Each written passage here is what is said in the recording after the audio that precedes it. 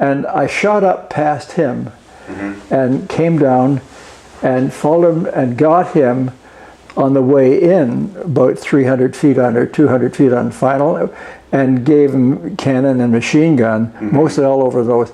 The aerodrome went black.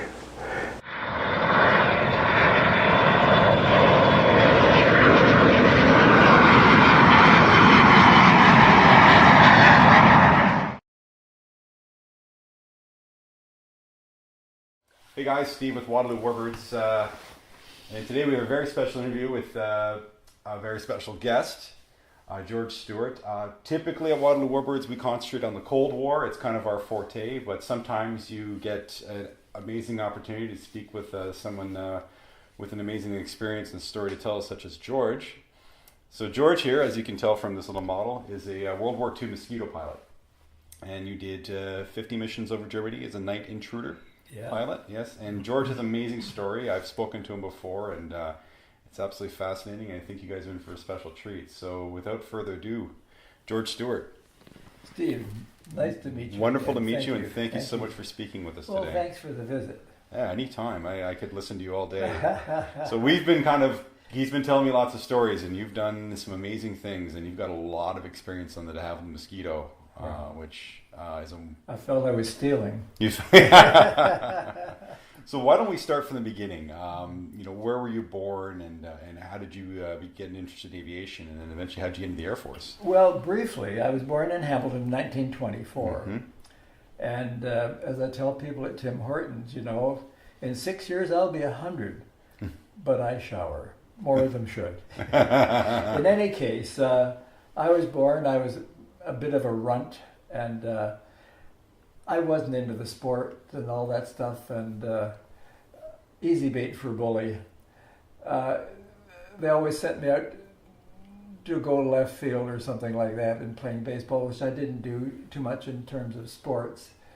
But I saw it when I was 5, I guess. I saw this speck going over the side, and I said, "My dad, what's that?" He said, "That's an airplane." So, oh, for heaven's sake. He says, "There's a man in there." "There can't be. It's just a little wee thing." "Oh, there's a man in there." My gosh. So that's the first sighting of an airplane I had ever seen. So I was deeply interested in it, and so I tried to find out as much as I could. We lived up on the west end of Hamilton, and I remember taking my bicycle and riding all the way down to the east end. It's a good half-hour or longer bicycle ride to the Hamilton airport to watch these airplanes take off and land. You couldn't go in the field, but you could look through the fence, and I'd watch them taking off and landing. And that was so fantastic. So then I got an allowance, and I saved up, and I got, by this time I'm probably 8 years old, I got Flying Aces magazines or Air Trails and read all about Phineas Pinkham and World War I and the Baron, the Red Baron, and the Fokker triplane, and Billy Bishop. And little did I know that I would meet Billy Bishop and his son. Wow. And when he came to address us when I joined the Air Force. So I was entranced with flying. When I talk to a school now, I ask how many people here have never been up in an airplane. Hardly a hand goes up. If I was to ask the people my age at that time, how many people have ever been up in an airplane, hardly any hands would go up. Yeah, so that was pretty new to who and what we were at that time. Well, that would have been, I guess, like the early 30s, if you think. I was born in 1924. I was like 8 years old when I really got sort of interested, and reading all about Phineas Pinkham and all this stuff, and Flying Aces magazine, and the Red Baron, and Billy Bishop, and it was just so entrancing. Well, I would think if just to put it in perspective for us who are a little younger, airplanes had only, like man-powered flight, had only been around for, not even 30 years. Oh, yes, they that's they had the flight in 1903, but they didn't fly again until I think in 1909 or well, that's right. It didn't become as public a situation as it did when World War I broke out. Yeah, exactly. So World War I generated not just more airplanes and more flying, but more maneuverability and the other things that make it happen. So people like me, who could afford to buy for 15 cents a model airplane kit and spent hours putting it together, we got to know what a center of gravity meant by it. Picked it up by the main spar and it would balance. So we would know how it happened and why it was such a distance from the center of gravity, the main chord of the wing, to the back of the tail as it was compared to the propeller at the front, because that is the center of physical balance. Yep. And we learned those things. So when we saw airplanes that were very long, we knew that somewhere or other between underneath the main spar would be where they would carry the load, the pilot, the bombs, the freight, goodness knows what.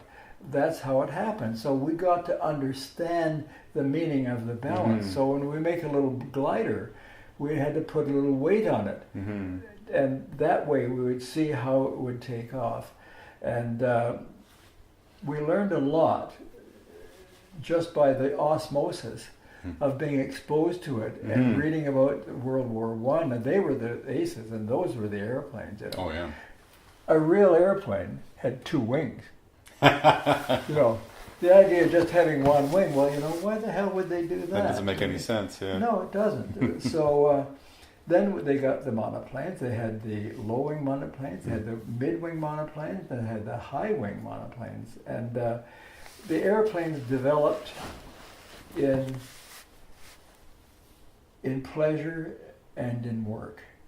And but it was such a costly thing to participate in. So the chosen few, with the bucks, were the ones who really got to do the flying first. But I was able to go down, and I remember going down there and watching them washing these airplanes down and getting in and out with their parachutes on. They were the gypsy moths in those days, the forerunner of the tiger moth. So finally, I was 17. The war was on. I looked up at the big bombers, the Avaransons, flying over from Mount Hope. I thought, you lucky guys. God, the poor war is probably going to be over, and I won't get a chance to learn how to fly. So I just kept chipping the ice and making my own model airplanes, and I felt sorry for myself. And riding down a half an hour to watch them take off and land from the Hamilton airport.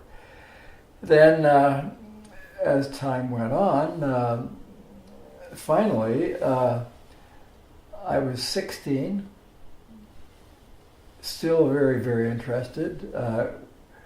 Went to visit a pal of mine on a farm whose father went overseas in the army, who had been wounded in World War I and had a big bump in his head where something hit him. And then I came home because my father needed somebody to run messages for the shop because the guys were being drafted into the army. And at that time, I said to myself, I don't want to particularly go into the army and be pushing bayonets at each other and that sort of stuff. That kind of thing didn't appeal to me at all. I didn't want this hand-to-hand, standing in the mud, and vicious kind of hand-to-hand fighting and stuff. And probably that's why a lot of people joined the Air Force, so they wouldn't be drafted at the age of 21 into the Army. In the Army. You don't get drafted into the Navy, you get drafted into the Army. No, they got the highest casualties. But I could hardly wait to be old enough to join up. So quick question, your father fought with the Canadian Corps during World War I? Yeah, 13th Battalion. So he was an infantry? Mm-hmm. He was in the infantry? Yes, he was. So yeah. Did he... He was actually a bandsman playing a clarinet, too. Really? Yes. Not into battle, though, I would hope. Well, certainly not. No, he didn't do that. That was the Highlanders. So did your father's experience affect your decision or desire? Like, was he kind of pushing you towards the Air Force as well? Or he didn't influence me at all. As a matter of fact, my father was for 26 years the leader of the Tafasco Mail Chorus. Oh, really? So he worked all day at the engraving company, played all night with being the leader of that, and he had the Hamilton Civic Orchestra. He is very much into music. I remember I had a very small bedroom, and the piano was at the foot of my bed, and he's in there at 2 o'clock in the morning doing orchestrations for the different instruments. Oh, wow. But my interest was purely Air Force. I liked music.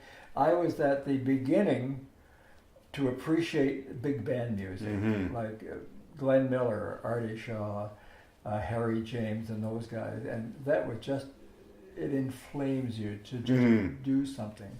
And I left my heart at the stage door canteen. Those were the kind of tunes that were encouraging people to be part of the military. Join the Navy and see the world.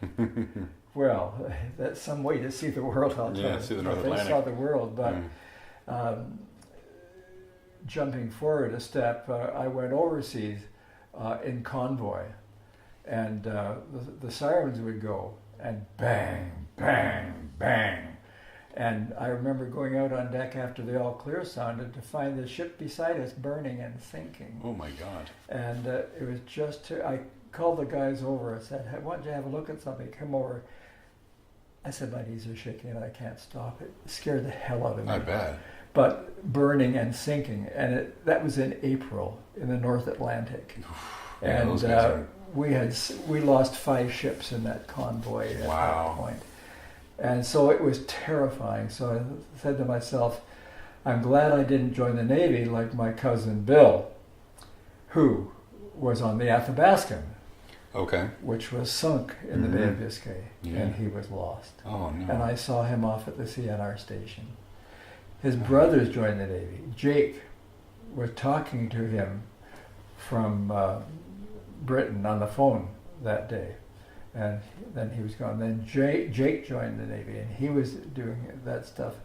I didn't like the idea of that kind of war. My heart was in the air. Yeah. And of course, the dream of every pilot to get the girls, of course, and have fun was to fly the Spitfire. Of course. The Spitfire was the airplane of the day, of the century. And pictures in TM, the little Air Force magazine, show this guy with a cigarette hanging as a little short guy with his top button undone. He's a fighter pilot with a great big blonde standing beside him and walking along.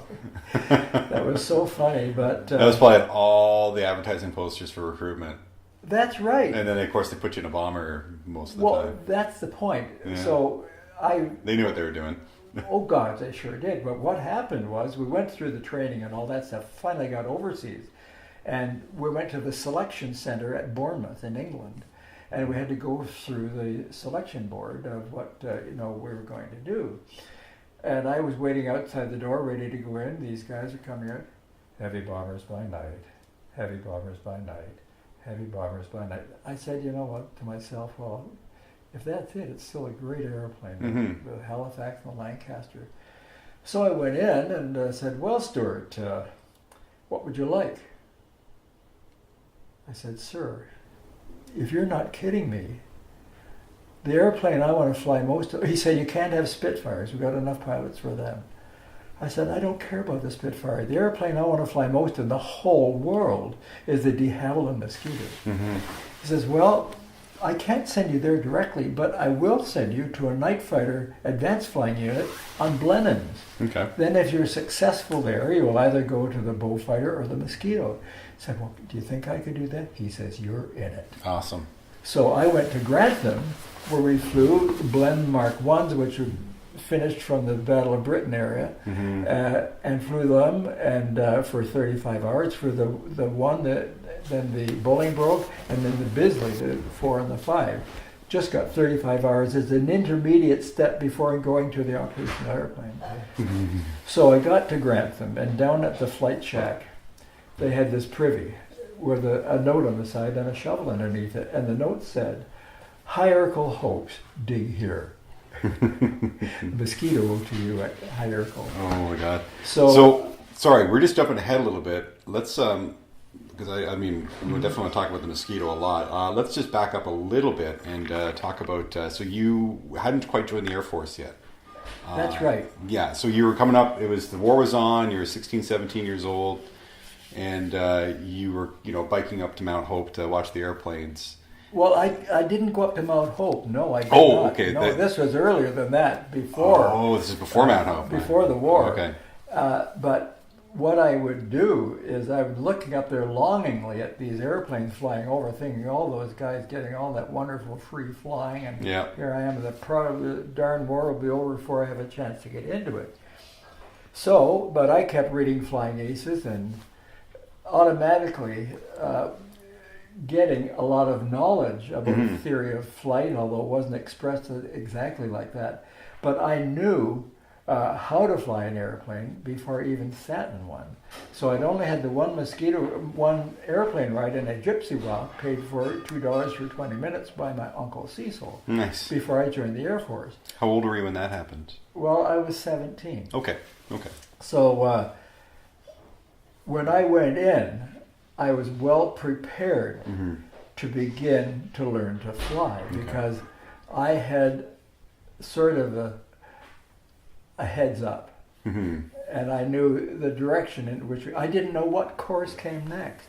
So what they did was, you're at Manning Pool, they take all your hair off, they walk you around Toronto, the exhibition grounds, and you come back, then they post you to, you may be GD at Trenton, general duty, cleaning toilets for the rest of the war. And then you may be aircrew, then you're sent to, they called it tarmac duty. So you'd go to an active aerodrome and be on the aerodrome for a few weeks to get used to seeing airplanes and be around them. And so we were sent to Hagersville. Okay. And Hagersville, God, that was, not far from my home in Hamilton. And gosh, as soon as I got there, 50 of us were sent to Hagersville for tarmac duty. And first thing I did was run right out to the flight line, and I saw there's people milling around this airplane. I went out and I looked around. He said, "Oh, what do you do here?" "I'm just starting here for tarmac duty." He said, I said, "I just haven't been this close to an airplane for a long time." He said, "Well, do you want to come up?"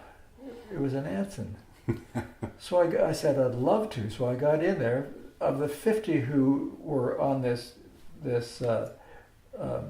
entry, 49 got put through, and I was up in one of the airplanes. Did you get in trouble for that? Well, they said that wasn't very smart, so I had to pick beer bottles up in the canteen for a week. But they fair took trade. it, and they knew their hearts were in the right place. Yeah.